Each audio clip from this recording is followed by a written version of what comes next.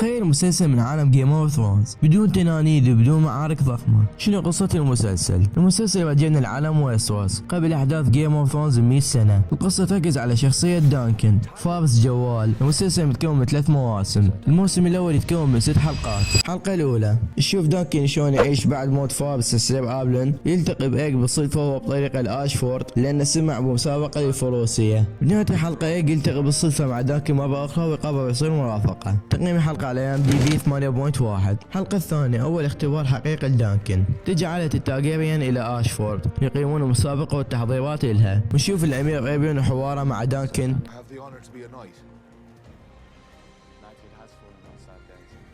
اللي يدل على غبوره وسوء اخلاقه. ونشوف الملك مايكر والامير بيلور، وتبدي جولة تدريبية نشوف بيها فالر ابن بيلور وهو يقاتل. حلقة توضح الصراع الاساسي بالمسلسل، الشرف مقابل القوة، وهذا الصراع قديم بعالم جيم اوف ثرونز، بس الناس جاي ينطرح بطريقة ابسط واقرب، مع العلم ان طول الحلقات كلها نص ساعة فقط. الحلقة الثالثة بهالحلقة العلاقة بين دانكن وايج تتطور اكثر. تبدأ جولة الفرسان النبلاء ويبدي ايبيون تارجيريان بالقتال. ايبيون يؤمن انه هو تنين، حتى باحد حواراته يقول حان الوقت لتواجه التنين.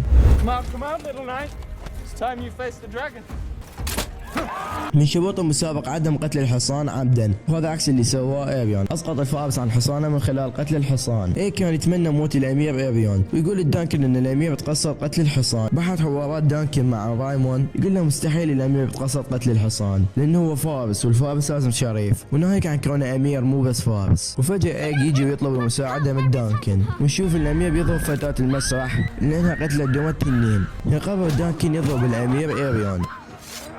الحارس المملكي هنا يمسك دانكن ويضرب ايج ويأمرهم بالرجوع. نكتشف ان ايج هو ايجون ابن ميكاب الضائع.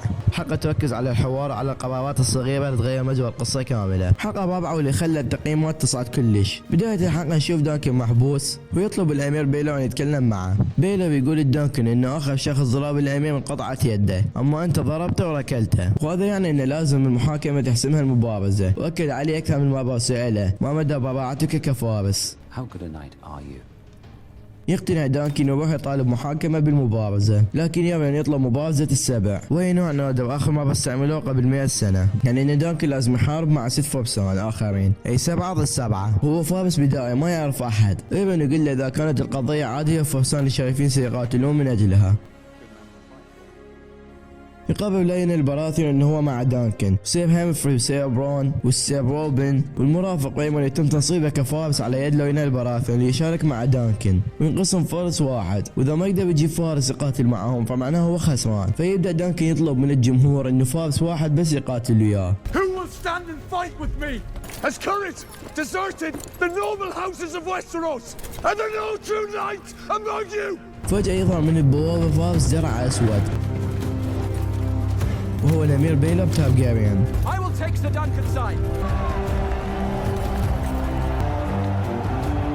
You've taken leave of your senses and attacked my son. This man protected the innocent. Take no wrong.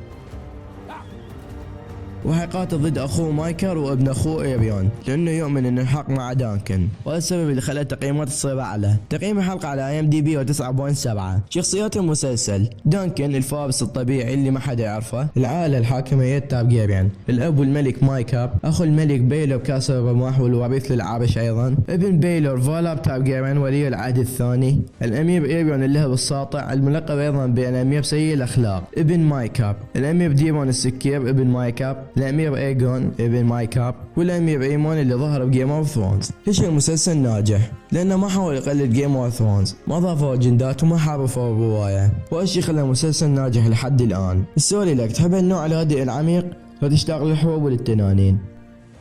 لا تنسى تدعمنا بلايك واشتراك، ومع السلامه.